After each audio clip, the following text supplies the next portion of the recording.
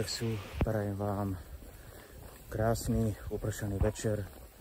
Dnes si povieme o Urbex pravidlách a celkovo, čo sa týka Urbexu.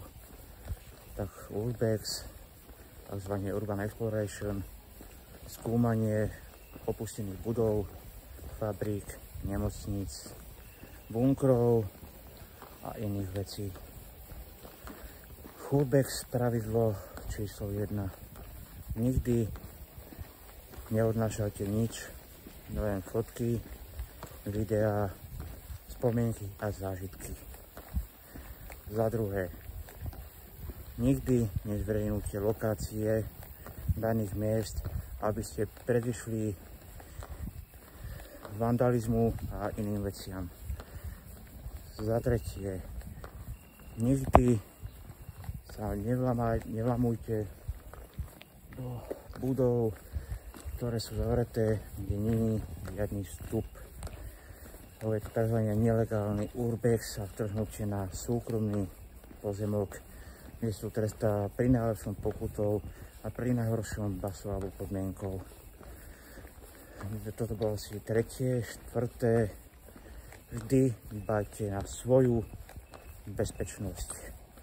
Čiže noste rúška alebo respirátory, pevnú obuv, lekárničku a vždy chodívajte viacerí. Áno. Za ďalšie, dbajte na statiku danej budovy. Nikdy neviete, kde sa prepadnete a čo sa môže stať. To, čo vidíte napríklad v mojich videách, kde som bol vo videu napríklad u Davida Urbexa, kde som sa v mesokombináte bývalom kúkal z výšky niekoľkých metrov, kde som si sadol na kraj a fotil si nohy. Nenapodobňujte moje kroky. Ja môžem následky vašich zranení, napodobňovania mojich videí, žiadne následky nenesieme. Ste za to sami vy zodpovední. Za svoje skutky a za svoje činy, čo robíte na Urbexoch. Vždy nosievajte pri sebe niečo na ochranu. Nikdy neviete, aká situácia môže nastať. Že natrafíte na nejakého bezdomovca, ktorý by mal vypité a nebude to mať v hlave v poriadku a môže vás napadnúť. Preto noste niečo na obranu a chodívate viacerí na takéto miesta, áno. Ako môžete vidieť, bol som na Urbexe, na nočnom prieskume aj s manželkou, ktorá je predo mňou. A ďalšie veci, čo sa týka Urbexu, áno, tí, ktorí sa neodvážajú ísť na Urbexy a sledujú to iba na, či už je to na mojom kanáli, na manželkynom kanáli, z Alexandra Explorer z Vloggers alebo iní urbexáci. Týmto by som urbexerov chcel pozdraviť týmto videom. Držím vám palec, nech sa vám darí ďalej v urbexoch. A čo by som vám ešte v tom povedal? Ja aj vlastne to, áno, že tí, čo sa bojíte chodiť na takéto miesta, že máte z toho rešpekt. Áno, rešpekt a úctu treba aj tým daným budovám, lebo každá budova si niečo prežíva, či je to dobré alebo negatívne. Niekde si ďalej dobré veci, niekde zle. To nikto nemôže popreť. Každá budova hovorí svoj príbeh.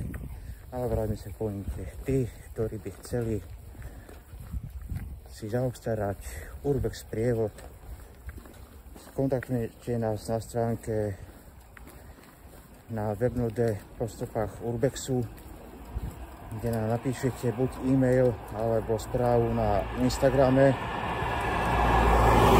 a dohodneme sa na sprievode, kde sa rozdelíme do dvoch skupín. Jednu skupinu budem mať na starosti ja a druhú skupinu budem mať na starosti moja manželka, kde dostanete vysielačky, príľuby, lampáše dostanete, ako by som to povedal, písomný, proste napísané na papieri pravidlá, ktoré musíte dodržiavať. A ak som bol ja a manželka chránení, a keď sa vám niečo stane, tak to už je neuposluchnutie toho, čo sme vám my dali ústne, ale aj papierovo, ktoré ste vy podpísali, a je to overené notárom. Tak za úrazy, ktoré vy sami si spôsobíte, jasné, že dobre, ošetríme vás a podľa zákona musíme. By to bolo neposkytnutie prvej pomoci, dala by sa záchranka a iné veci už by sa riešili mimo nás, keďže my by sme to mali podložené papierovo. Takže nabiehajte na webnote Postupa Rubexu, tam si nás môžete zaobstarať, napísať nám e-mail, áno, alebo na Instagram, ako som spomínal, buď na môj Instagram Postupa Rubexu oficiál a na manželkín, áno. Takže pre dnešok by to bolo všetko. Zanechajte like, koment, odber a majte sa ešte krásne.